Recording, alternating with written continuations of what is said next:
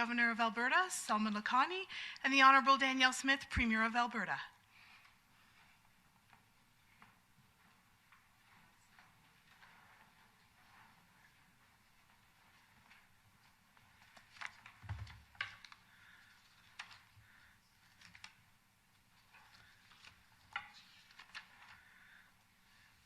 Well, thank you. Do I tell people to be seated, Jeannie? Yes. Please be seated. Thank you.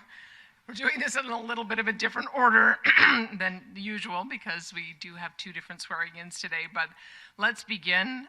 Good morning and Happy New Year. I'm very pleased to welcome you to McDougall Centre to witness Associate Minister Grant Hunter being sworn in as a member of Cabinet. I would like to thank Your Honour for presiding over today's ceremony. Of course, Grant Hunter is no stranger to Cabinet. He previously served as Associate Minister of Red Tape Reduction and Associate Minister of Water, as well as our Chief Government Whip.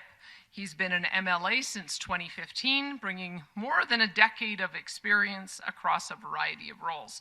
His constituents of Tabor-Warner will have benefited from his wisdom and dedication now for many years, and he will bring that same perspective to his new role as Minister of Environment and Protected Areas. Her Honour, the Honourable Salma Lakhani, Lieutenant Governor of Alberta, will now commence the ceremony.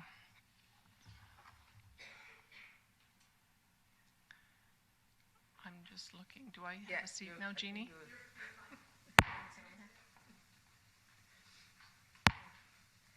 I have before me a letter from the Premier recommending certain changes to the Executive Council of Alberta. I have accepted the recommendation. Deputy Secretary to Cabinet, will you now please introduce the member and ask him to step forward? Your Honour, I ask that the Honourable Grant Roy Hunter now take the oath of office as Minister of Environment and Protected Areas. Please take the oath of office and subscribe to same in the Executive Council roll book. I, Grant Roy Hunter, do solemnly and sincerely promise and swear that I will duly and faithfully, and to the best of my skill and knowledge, execute the powers and trusts reposed in me as Minister of Environment and Protected Areas for the province of Alberta. So help me God.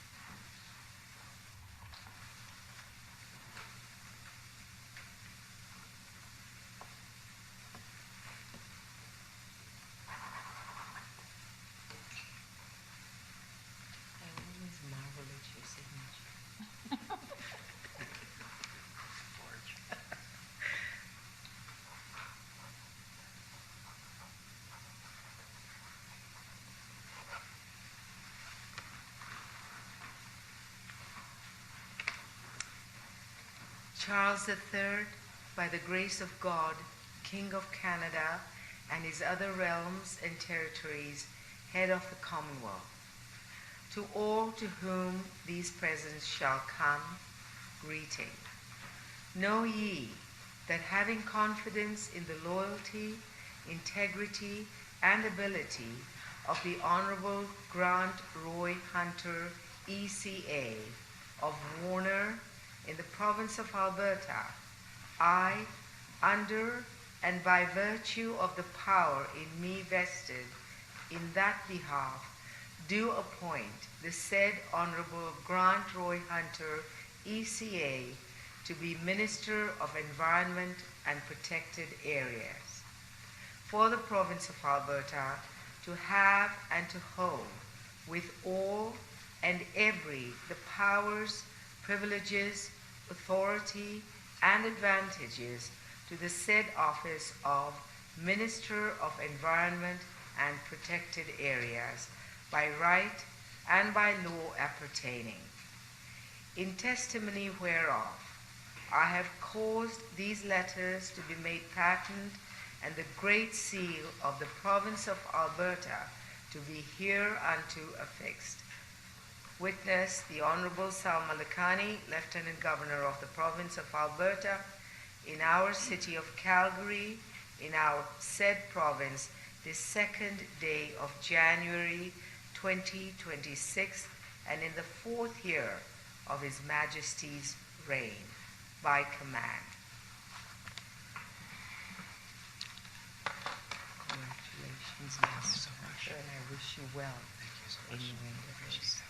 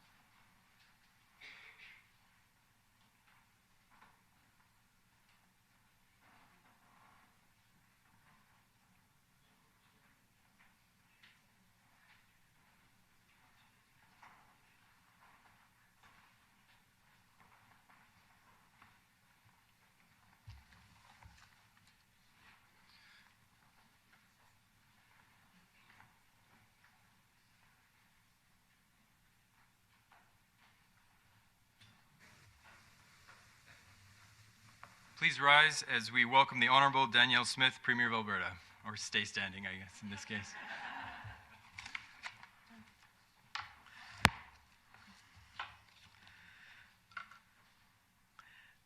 Excellent, thank you. Good morning once again, and Happy New Year. It is my pleasure to preside over today's ceremony and introduce to you our new chief. Oh, you can all seat, yes, please. Sorry, I forgot that part. Let's try again. It's my pleasure to preside over today's ceremony and to introduce to you to our new Chief Government Whip. Justin Wright is our new Chief Government Whip, having previously served as Parliamentary Secretary for Rural Health for Southern Alberta and Military Liaison. I would like to ask Justin Wright, MLA for Cypress Medicine Hat, to come forward and take the oath of confidentiality and allegiance. The Provincial Secretary, the Minister of Justice, the Honourable Mickey Amory, will administer the oath.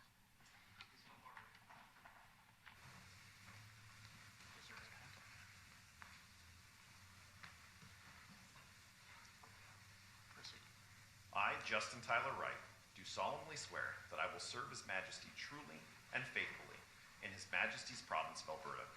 I will keep confidential all matters that are addressed, discussed, and decided at Cabinet and its committees, without publishing or disclosing them or any part of them verbally, in writing, or otherwise to any person outside of Cabinet and its committees. In general, I will be vigilant, diligent, and circumspect in all my doings touching His Majesty's affairs, all which matters and things I will faithfully observe and keep to the utmost of my power, will, and discretion. So help me God.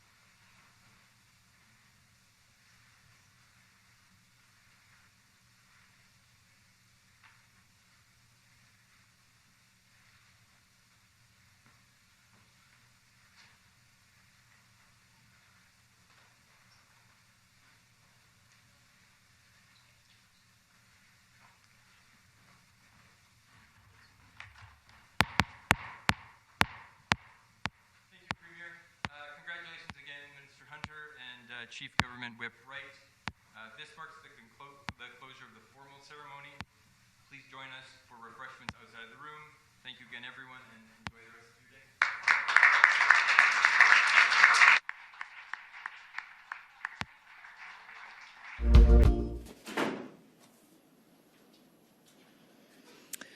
Well, good morning, everyone, and thank you for being here. I guess it's afternoon now. But before we begin, I'd like to wish Albertans a very happy new year ahead. Hopefully 2026 is a prosperous year for all of us.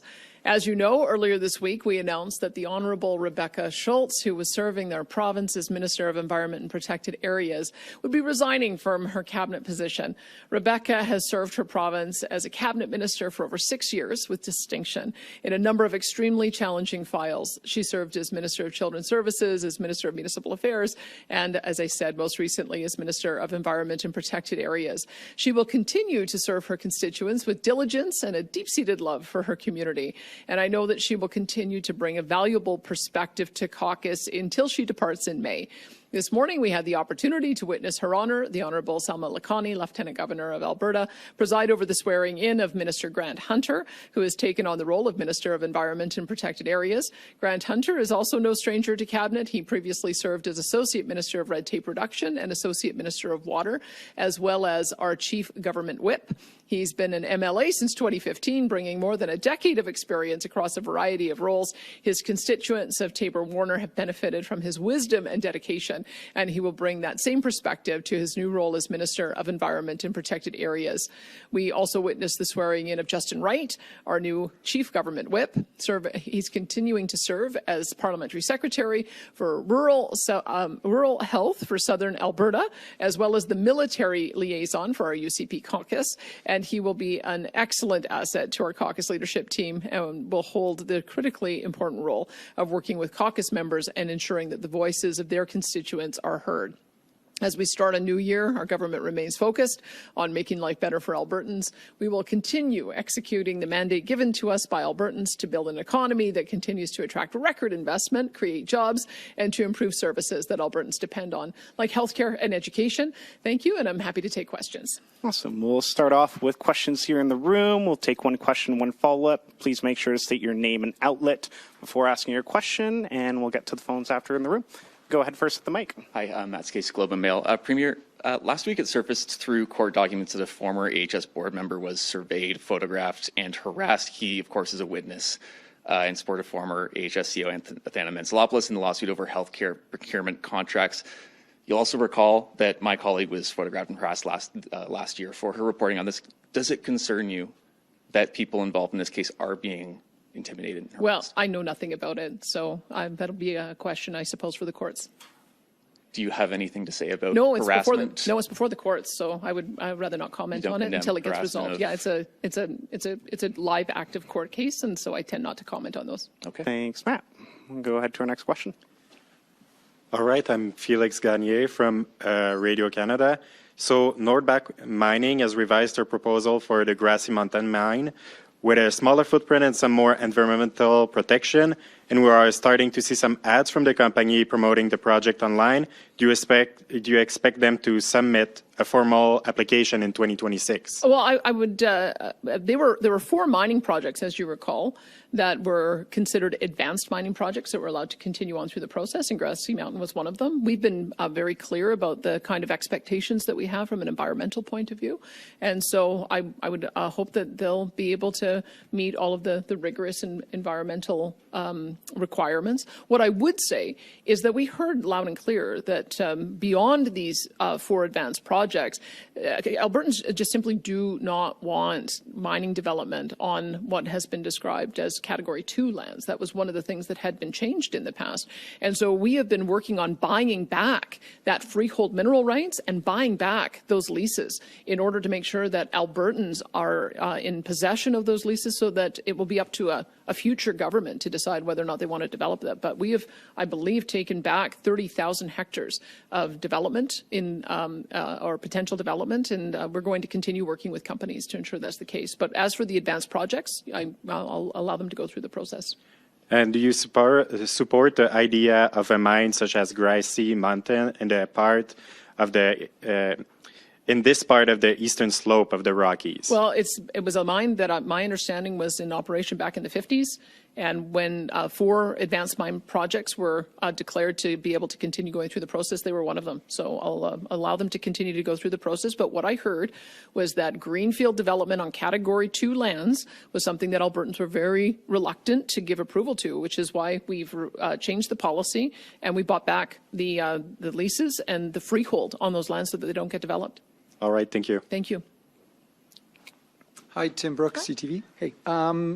Any truth to some of the rumors going around right now that there could be an early election? Why or why not? Well, we have fixed election dates in this province for a reason, and our fixed election date is set for October 18th of 2027. And the whole reason we have fixed election dates is so people have certainty and can do their planning. That would be one thing. The second thing is we have had hundreds of thousands of newcomers come into the province in the last number of years, and so we're in the middle of an electoral boundary commission that is adding 2 seats. We want to make sure people have proper representation, and I'm not quite sure why everyone is so anxious to rush to an election. The incredible polling I've seen suggests we do very, very well in an early election. And so we've got a mandate that we want to execute over the next 2 years, and we intend to continue doing so. Perfect. And then on the new environment minister, can you maybe give us an update on how some of the conversations have been going regarding the pipeline to the coast, that the conversations the environment minister has been having, and just kind of how you see those being passed off to someone under this new portfolio? Well, what I anticipate with Minister Hunter, because he has already been our Associate Minister of Water, is that he will focus on a lot of water issues and internal issues on the environment related to zebra mussels and ensuring that we're protecting our irrigation system against that. We've got a new water transfer system to create more transparency. We've got continuing monitoring and implementation of our new tailings ponds policies. We have monitoring that we need to do of air and water to ensure that they are within reasonable limits. We've got methane regulations as well that have to be implemented with the pathway to get to 75% reduction by 2035. So he's going to be very busy on all of those. I would anticipate that Minister Rajan Sawhney and our Minister Brian Jean are the 2 that are going to take the largest lead, because much of this pipeline has to be built through British Columbia. So that will be also a role that I will take on. But Minister Sawhney has already done many visits to British Columbia to meet with bands on the ground there, because there is going to be a large Indigenous ownership stake within that new future pipeline. So I would anticipate that she'll continue to take the lead on that. Thanks. Thank you. Hi, Premier. Edward Jan from City News. I know in the past you have mentioned that your government could potentially be looking at amending recall legislation. As recalls are ramping up against members of your government, could you potentially make any of those changes this year, and if so, when? Well, the way the legislation is currently written, there is an exclusion window, 12 months after an election and 12 months before an election. And so that exclusion window would begin in October of 2026. So I would anticipate if there's going to be changes, that would be the time we would make them. Okay. And another question here on Prashant Srikumar, the individual who died at Grey Nuns Hospital. I know you released some comments on social media, but we were just wondering, what is the government planning to do when it comes to people receiving care in our hospitals, wait times, and just being able to get the necessary care that they need? Well, first of all, as I have to the family and friends of Mr. Srikumar, I've offered my sincere condolences, and we began immediately an investigation. We, first of all, understand the Office of the Chief Medical Examiner is doing an independent investigation, but on top of that, Acute Care Alberta is also going to have a comprehensive review of the circumstances leading to Mr. Srikumar's death, with Covenant Health participating in the process.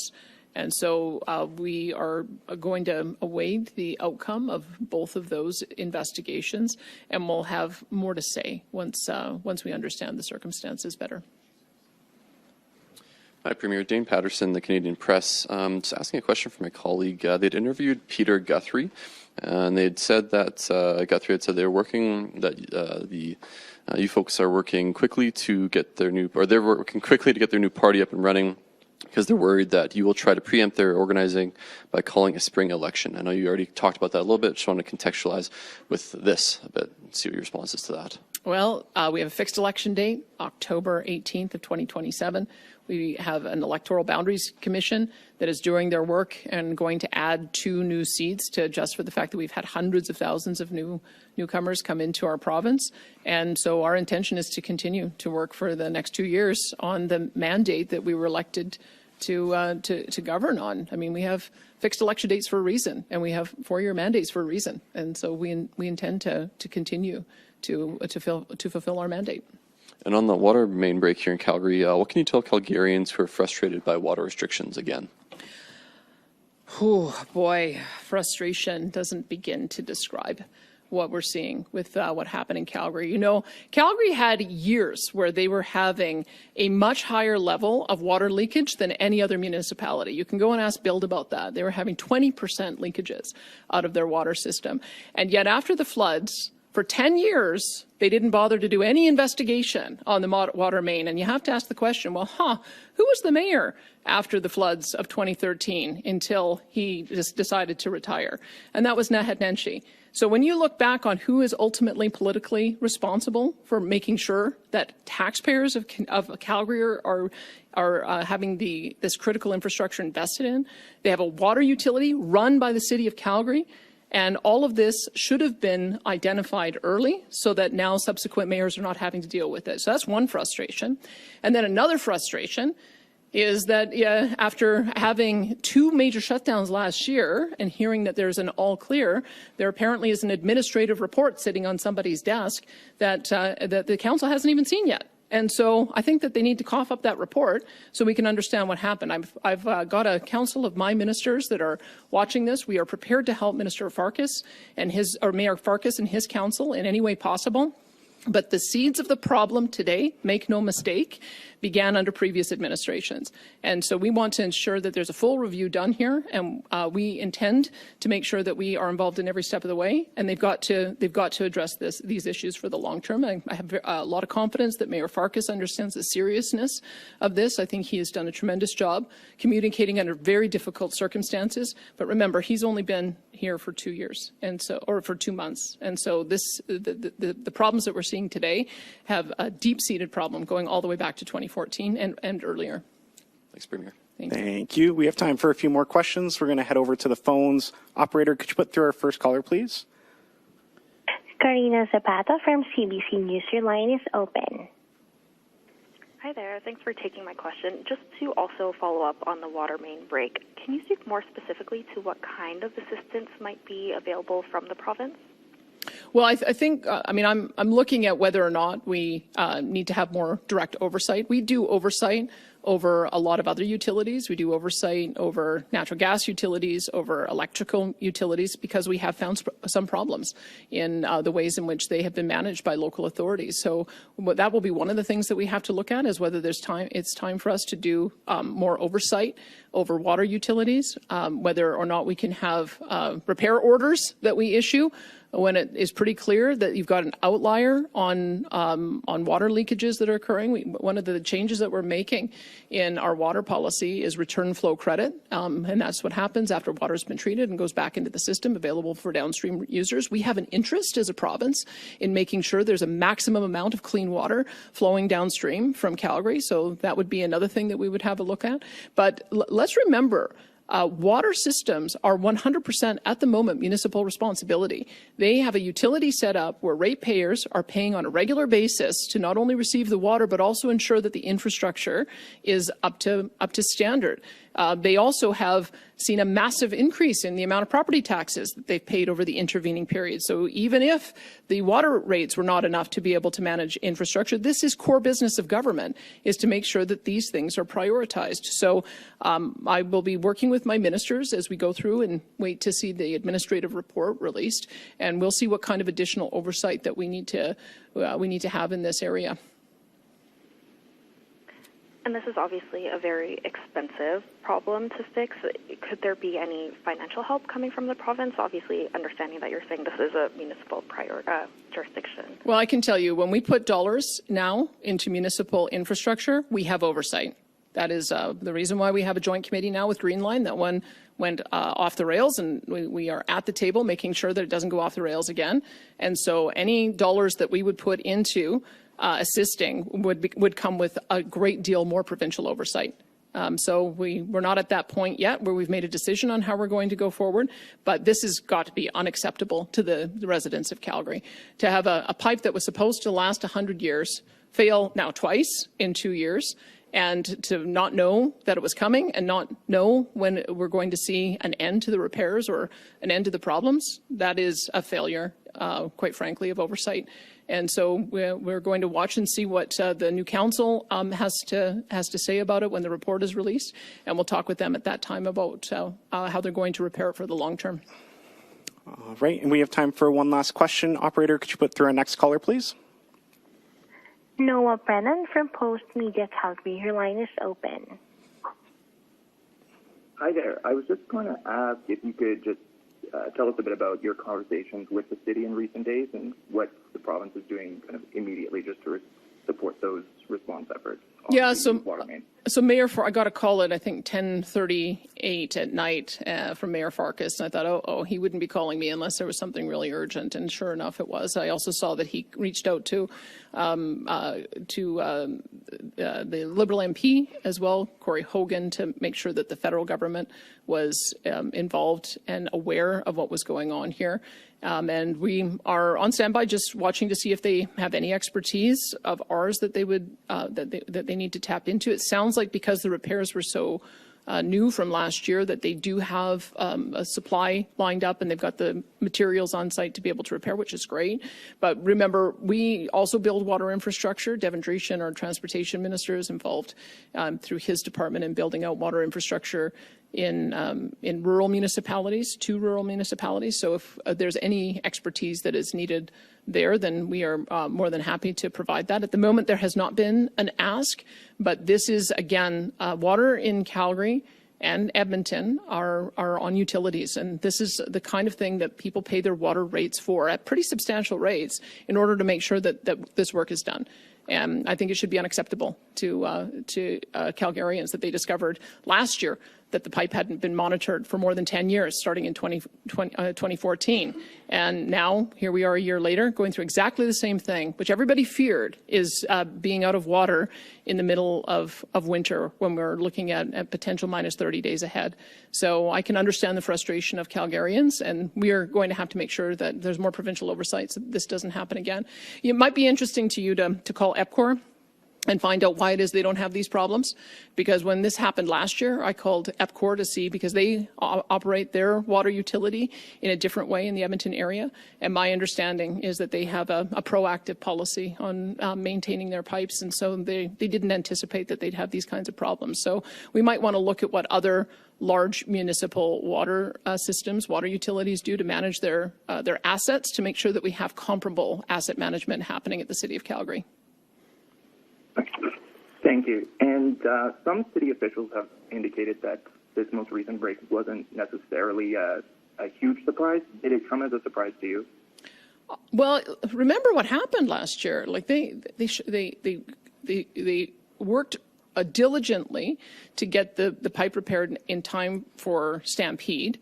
And, you know, thankfully they did, but then they had to shut it down for several more weeks after that to repair 23 hotspots. And so you would have thought that they would have found all the hotspots based on that extensive review. So, yeah, I was surprised that this occurred again so quickly, especially so close to where the last break was. So, again, I think that all the council members are asking the same questions that we are, is what does that report say? How did this happen? And how can we make sure it doesn't happen again? Thank you. And that'll conclude today's press conference. Thank you, everyone, for joining.